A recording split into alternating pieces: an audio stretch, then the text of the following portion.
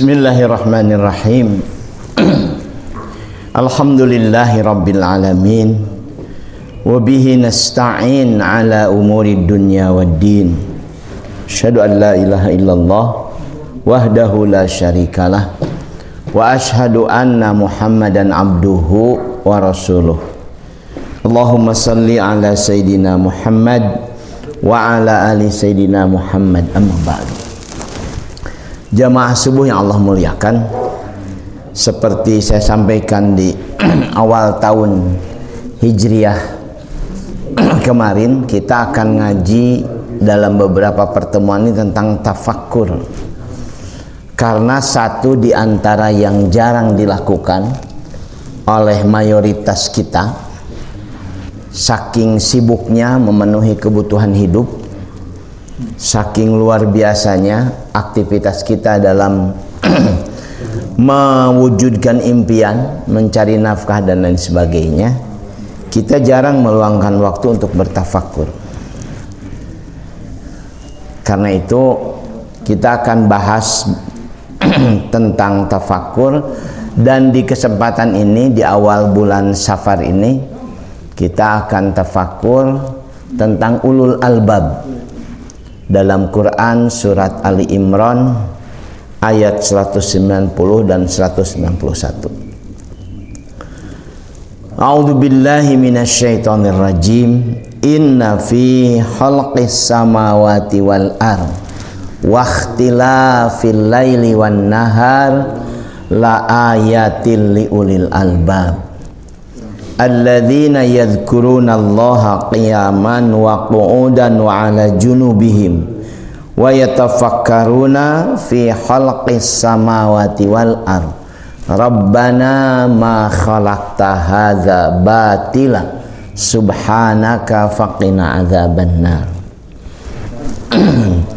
Jamaah subuh yang Allah muliakan, dalam Al-Qur'an sepanjang bacaan yang saya lakukan ada 16 ayat tentang ulul albab.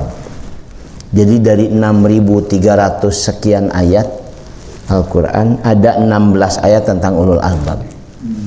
Dan ayat tentang ulul albab selalu bermakna ajakan untuk tafakkur, ajakan untuk berfikir. Tafakkur itu kan dari kata tafakkar, ya tafakkaru, yang maknanya adalah menggunakan pikiran, menggunakan akal. Beberapa ayat akan saya kutip dari 16 ayat ini. Di penghujung surat Ali Imran ini, dua ayat ini memberikan kita informasi tentang sosok ulul albab. Inna fi khalqis samawati wa ard, sesungguhnya dalam penciptaan langit yang demikian luar biasa, sampai disebutnya samawat, langit, langit, langit, langit, banyak. Al-Quran memang menyebutkannya sab'a samawat, 7 langit. Tapi mana 7 langit? Para ulama berbeda pendapat. Ada yang menyebutkan ya 7 dalam arti 7 angka, lapis 1 sampai lapis ke-7. Dibuktikan dengan perjalanan Mi'raj. Nabi melewati 7 langit itu dan mampir di setiap langit itu bertemu dengan para nabi sebelumnya. Sebagian ulama menyebutkan ya 7 langit itu ya 7 lapis langit. Sebagian ulama menyebutkan setiap kata 7, 70, 700 dalam literatur agama, dalam Al-Quran, dalam hadis, itu maknanya adalah sangat banyak. Saking banyaknya, secara klasik seringkali digunakan istilah 7. Ini memang bahasa, penggunaan bahasa di masyarakat tradisional. Di kita juga, di orang Sunda dikenal istilah 7. Kokoro 7 mulut. 7 mulut itu kan 7 bulan. Kalaparan, kokoro itu kan 7 mulut. Tidak mungkin kan ada orang masih hidup 7 bulan tuh makan sama sekali. Make kembang 7 rupa. Mungkin kembangnya banyak, untuk menunjukkan banyak itu 7 rupa. Pestanya 7 hari 7 malam. Mandinya 7 sumur. Nah, itu kan menunjukkan bahwa dari aspek bahasa 7 itu biasa digunakan untuk menunjukkan banyak dan sebagainya. Dalam penciptaan langit yang demikian banyak itu, wal ardi dan bumi itu, wakhtilaf dan ikhtilaf, pergantian al-lail wan nahar, antara malam dan siang, la ayatil liulil albab, terdapat bukti-bukti, tanda-tanda kekuasaan Allah liulil albab, bagi ulul albab. Kita tafakur tentang ulul albab. Saya baca lagi kitab tafsirnya. Ulul albab itu, ulul itu artinya pemilik. Ulul azmi, pemilik azmi. Azmi itu kemuliaan. Apa makna albab? Albab itu dari kata lub. Beberapa maknanya. Di antara maknanya yang kemudian paling relevan adalah pikiran. Jadi seringkali lub itu dimaknai sebagai pikiran yang mendalam, karena beberapa penjelasan kamus itu menjelaskannya seperti ini. Jadi kalau ada makanan, ada bawang lah mungkin yang paling pas. Kalau bawang itu dikupas, terus dikupas satu demi satu lapisan-lapisannya, nanti akan sampai pada satu lapisan yang tidak bisa lagi dikupas. Lapisan yang tidak bisa dikupas itu dalam bahasa Arab disebut dengan lub, intinya. Karena itulah kemudian albab itu merupakan jama dari lub, yang maknanya adalah inti atau kemampuan berpikir yang mendalam. Sehingga ulul albab disebut sebagai orang-orang yang menggunakan nalarnya secara mendalam, bukan cuma sekedar menggunakan akalnya. Ada tanda-tanda kekuasaan Allah bagi orang-orang yang menggunakan akalnya, pikirannya secara mendalam. Alladzina yadhkurunallaha, mereka, ini tafsir ayat bil ayat, mereka yang disebut ulul albab itu adalah yang selalu berzikir kepada Allah qiyaman, dalam keadaan berdiri, wa qu'udan, dalam keadaan duduk, wa ala junubihim, dalam keadaan berbaring. Dalam setiap aktivitas mereka berzikir kepada Allah. Saya terjemahkan dengan kata selalu karena yadhkuruna itu adalah fi'il mudhari yang maknanya fil hal wal mustaqbal.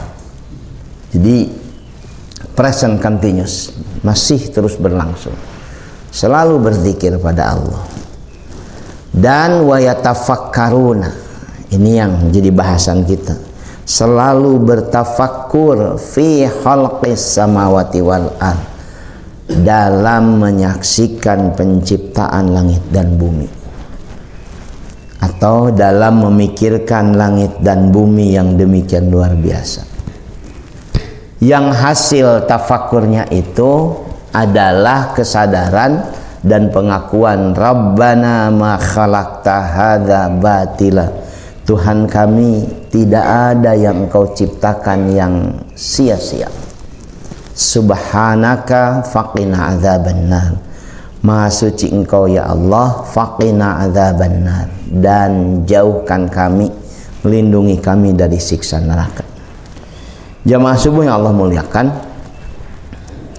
tafakur itu kalau lihat ayat ini yang dilakukan ulul albab itu hasilnya adalah kesadaran tentang kemahakuasaan Allah Subhanahu wa taala yang menciptakan alam semesta dengan berbagai isinya, yang kemudian membuat orang yang memperhatikannya takjub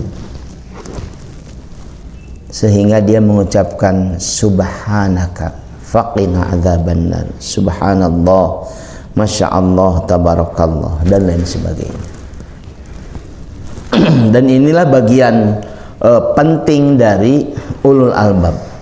Siapapun yang kemudian ingin masuk kriteria ulul albab, yang berpikir mendalam dan lain sebagainya, salah satu yang harus terus-menerus dilatih adalah pikirannya harus berjalan berkelindan dengan zikir.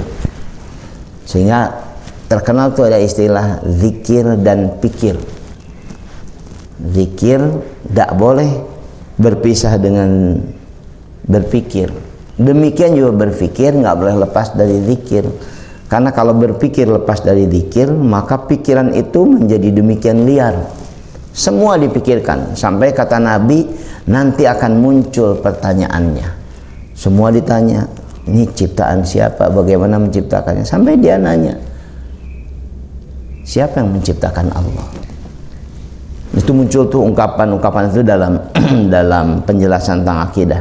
Sejak masa sebelum Nabi SAW, pertanyaan-pertanyaan seperti itu karena liar dan tidak dibimbing oleh zikir. Karenanya zikir itu memang harusnya menjadi salah satu aktivitas yang dibiasakan sejak kita tahu bagaimana kewajiban kita berzikir, supaya tidak muncul pikiran-pikiran liar yang kemudian nanti jadi liberal dan berbahaya, bisa menghancurkan keyakinan agama. Dan inilah yang sekarang sedang terjadi. Orang banyak yang berpikir tanpa berzikir, sehingga hasil berpikir itu jauh dari nilai-nilai ilahiyah, walaupun mungkin hebat, luar biasa dan lain sebagainya. Saya gunakan beberapa contoh. Di Amerika Serikat, bapak-bapak yang Allah muliakan, dari 51 negara bagian, sudah terakhir saya baca tuh, mungkin sebelum Donald Trump jadi presiden, sudah 47 negara bagian yang melegalkan pernikahan sejenis. Legal. Jadi 47 provinsi pengadilannya sudah sampai pada kesepakatan bahwa cinta itu anugerah, dengan siapapun itu anugerah Tuhan. Jadi negara punya kewajiban untuk melegalkan cinta yang muncul antara manusia dengan siapapun, baik dengan sesama jenis maupun dengan yang lain jenis dan sebagainya. Sudah 47, Pak. Yang paling getol melarang, menolak itu komunitas agama, komunitas Kristen, komunitas Muslim dan lain sebagainya. Nyebrang di kita juga sedikit di Thailand, itu kan satu-satunya negara di Asia Tenggara yang melegalkan semua jenis pernikahan. Sampai disebutkan tuh gendernya kan banyak di sana tuh. L, G, B, T, Q, apalagi ya, dan sebagainya. Jadi semua di sana. Sampai ada, saya pernah baca itu Pak, di Bangkok itu, tulisan di bandara kalau nggak salah, 19 gender yang diakui di Thailand. Ada lady boy, ada apa macam-macam. Hebatnya itu dikenal sebagai negara di dunia dengan mayoritas penganut Buddha.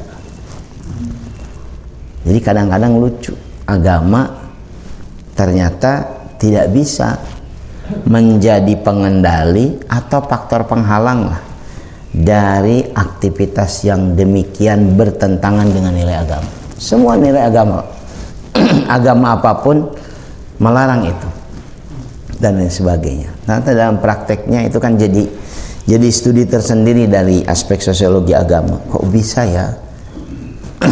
Karena negara yang sampai hari ini menolak dan mengecam keras pernikahan sejenis itu salah satunya adalah Vatikan, negara teokrasi, negara yang berbasis ketuhanan itu dan sebagainya, mengecam keras sampai hari ini.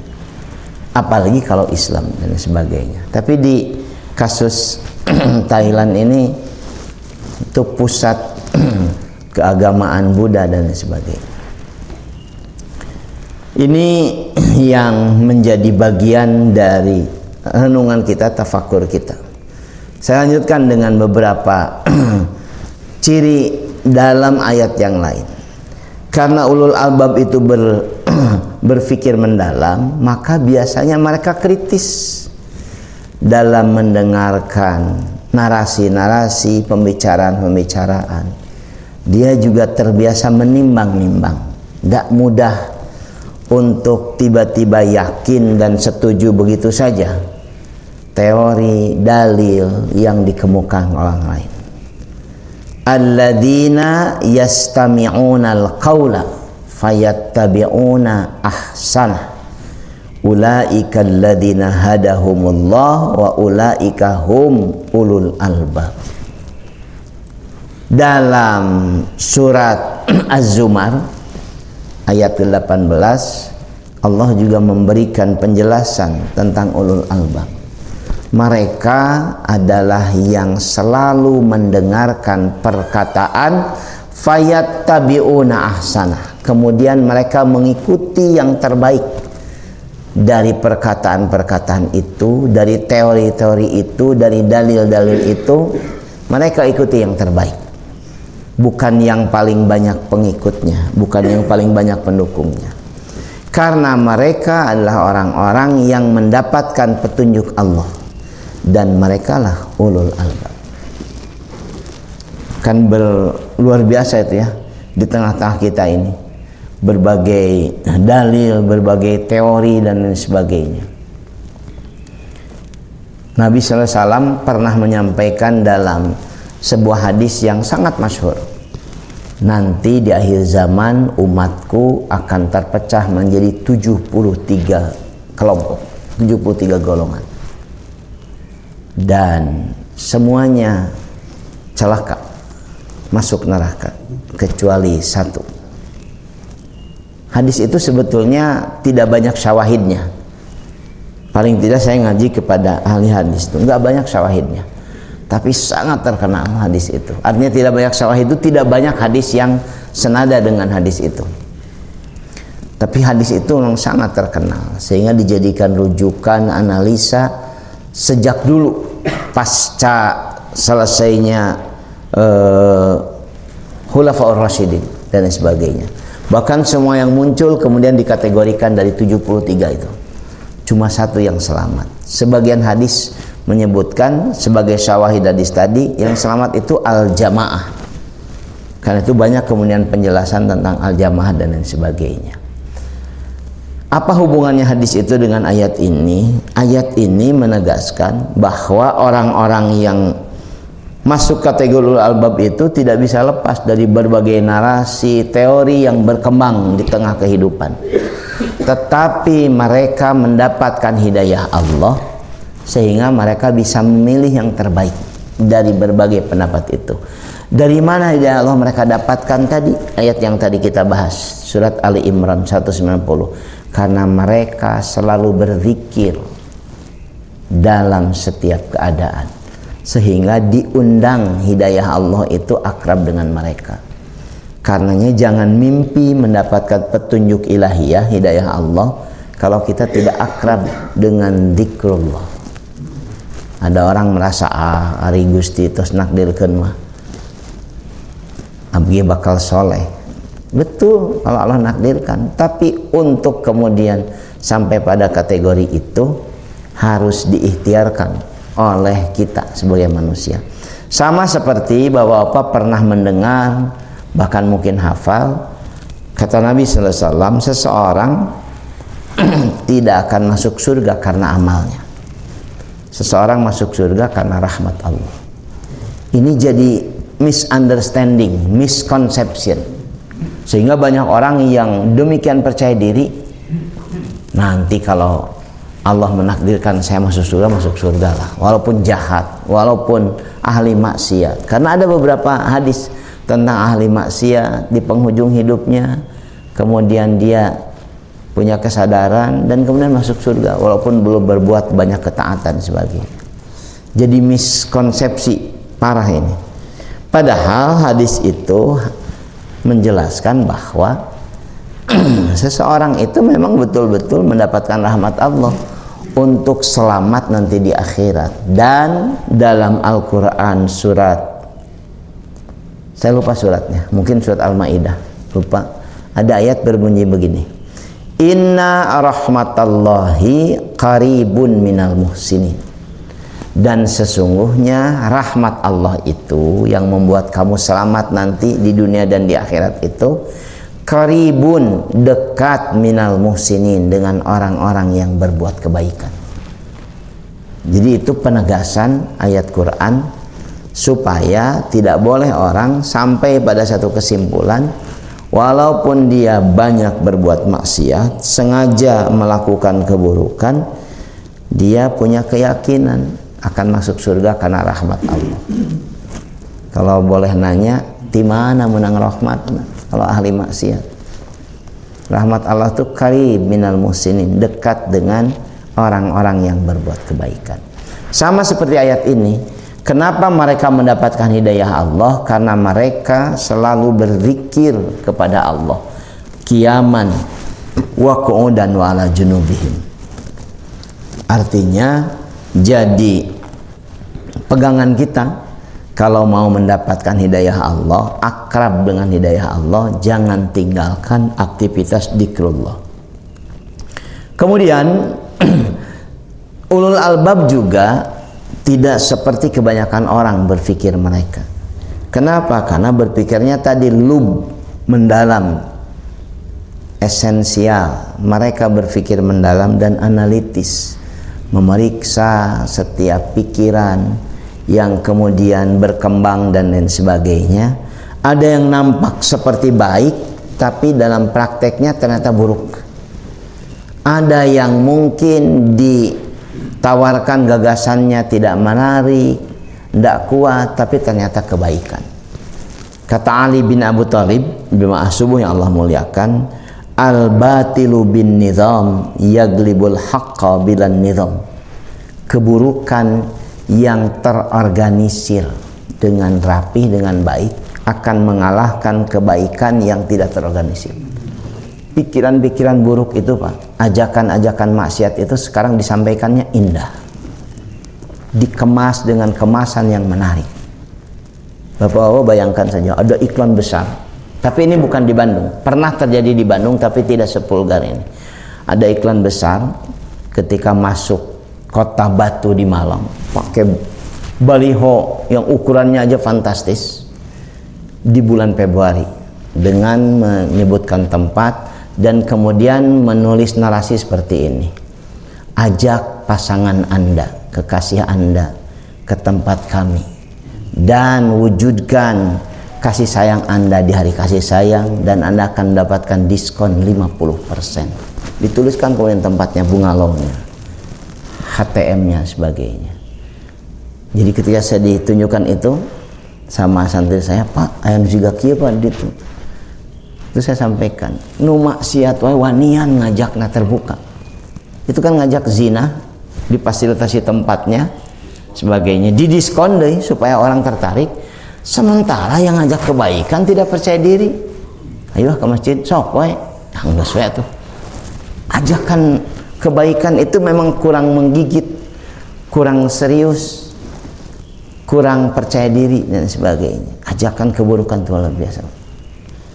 Beredar banyak sekali ajakan-ajakan buruk itu pada anak-anak kita di media sosial tentang banyak hal, tentang jadi anggota geng motor, tentang berbagai hal yang kalau mungkin dibacakan satu demi satu ngeri kita mengetahui hal itu. Apalagi mungkin bapak-bapak sama seperti saya Kalau tidak punya anak remaja, punya cucu dan sebagainya. Mari, menakutkan. Sangat menakutkan. Salah satu alasan saya ngajak banyak orang pesantren kena budak karena kekhawatiran itu. Luar biasa. Dan sebagainya. Kalau tidak akrab dengan seks bebas, anak-anak kita akrab dengan narkoba. Muter aja di situ. Seks bebas, narkoba, kemudian kenakalan luar biasa, geng motor dan lain sebagainya. Orang-orang yang ulul albab itu selain mendalam, mereka juga analitis. Karena kata Al-Quran, ayat lain tentang ulul albab, afama ya'lamu annama unzila ilaika min rabbikal haqqu kaman huwa a'ma innama yatadzakkaru ulul albab. Apakah orang yang tahu apa yang diturunkan kepadamu dari Tuhanmu itu benar sama dengan orang yang buta? Hanya ulul albab lah yang dapat mengambil pelajaran. Kalau terjemahannya lebih sederhana, hanya ulul albab lah yang bisa berzikir dalam setiap keadaan. Innama yatadzakkaru ulul albab. Al-Quran diyakini oleh kita semua berasal dari Allah Subhanahu wa Ta'ala, diturunkan pada Nabi Muhammad SAW, jadi petunjuk yang membacanya saja menjadi ibadah. Itu kan definisi Al-Quran. Tapi sampai hari ini banyak sekali di antara kita yang tidak yakin dengan Al-Quran. Walaupun kita ditanya Al-Quran itu dari Allah Subhanahu wa Ta'ala, jadi petunjuk. Banyak yang tidak yakin pada Al-Quran. Salah satu bentuk ketidakyakinan pada Al-Quran itu dalam pengalaman saya adalah keengganan mayoritas kita untuk menggunakan hukum Al-Quran ketika berbagi waris. Abdi teh Pak badai ngiringan Al-Quran tapi karunya barudak bisi pas saya. Sampai seperti itu coba kekhawatirannya. Mun pakai Al-Quran sieun barudak pas saya. Kan Al-Quran sudah dia pahami sebagai petunjuk. Kenapa khawatir jadi berdampak buruk? Bahkan kepada saya pernah membantu 8 keluarga di sini di Kabupaten Permai urusan waris itu. Saya sampaikan pada anak-anaknya yang akan bagi waris itu bahwa satu di antara keberhasilan orang tua kita adalah ketika orang tua kita sudah tiada, kita anak-anaknya tetap rukun. Itu keberhasilan orang tua. Jadi anak soleh itu definisinya terutama setelah orang tuanya tiada, ya do'ulah, dia terus menerus mendoakannya sebagainya. Jadi saya ajak ngobrol begitu, siap ya Bapak Ibu ya untuk tetap rukun dan sebagainya. Mengapa? Alhamdulillah 8 keluarga saya bantu di sini. Alhamdulillah sampai hari ini rapih, gak ada masalah dan lain sebagainya.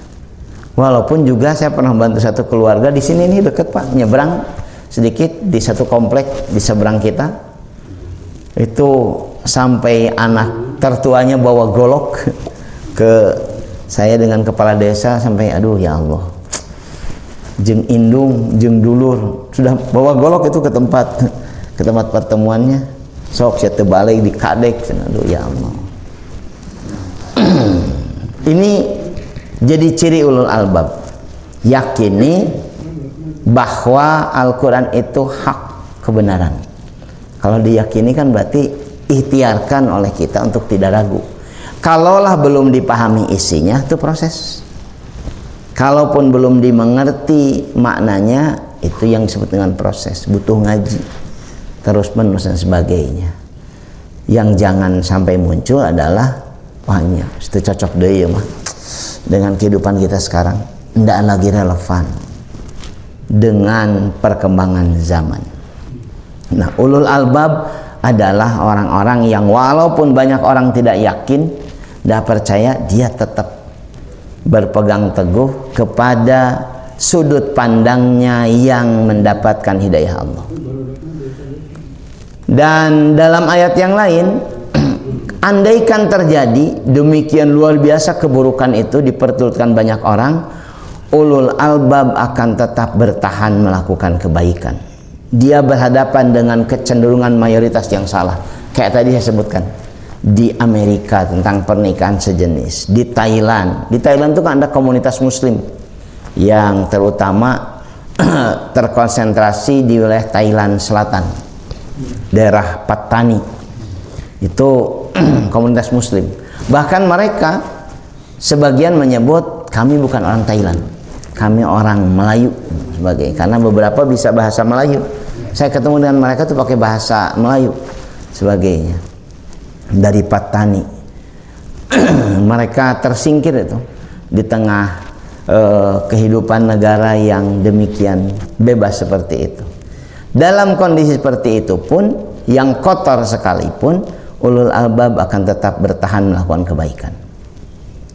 Qul la yastawil khabithu wat tayyibu walau a'jabaka kathratul khabith fattaqullah ya ulil albab la'allakum tuflihun. Andaikan kita ada pada satu kondisi di mana keburukan jadi pilihan sebagian besar orang, apa misalkan, mungkin berbeda ya pengalaman kita, saya dengan bapak-bapak, tapi saya pernah ada dalam satu kondisi di mana orang korupsi itu dianggap keren, berhasil. Itu mah hebat Pak Ustadz, namanya 3 tahun jadi PNS terus gaduh mobil, terus nyenak bumi, hebat bumi nage. Saya jadi bingung sorangan, kan saya tahu PNS gajinya berapa. Karena kita 3 tahun semoga mobilnya mobil mewah, sudah ngambil rumah, eta mah tiasaan, benten sang si bapak itu padahal sama kerjanya di situ. Bapak itu mah karunya image masih kena ngontrak. Na'udzubillah. Saya pernah hidup di lingkungan seperti itu, di mana yang korup dianggap keren. Korup dianggap keren, disebut lagi bisaan. Luar biasa.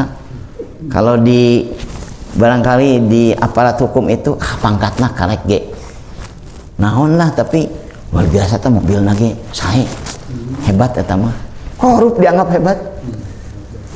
Qul la yastawil khabith, sampaikan olehmu Muhammad, la yastawil khabithu wat thayyib, tidak sama keburukan dengan kebaikan, walaupun keburukan itu menakjubkan banyak orang.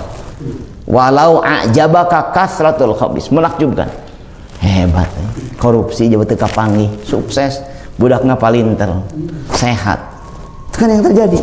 Banyak orang korup berhasil, sukses, menginspirasi banyak orang. Mendingan korup atau palingnya dihukum 2 tahun, sementara kekayaannya ya Allah luar biasa, bisa bertahan untuk 7 turunan, dah habis-habis. Kan yang bikin korupsi jadi inspirasi itu karena hukumannya ringan. Masih kena cengar-cengir dihukum, udah pakai rompi itu, cengar-cengir di depan masih kena bisa kieu. Abdi koruptor, abdi hebat. Kalau bapak-bapak nggak sakit hati seperti saya, kayaknya masalah kita. Ya Allah, jelema korup bisa demikian percaya diri. Walaupun keburukan itu menakjubkanmu, kasratul khabith, demikian banyak keburukan itu menakjubkanmu. Karenanya bertakwalah kepada Allah wahai ulul albab, la'alakum tuflihun. Mudah-mudahan dengan itu kalian beruntung.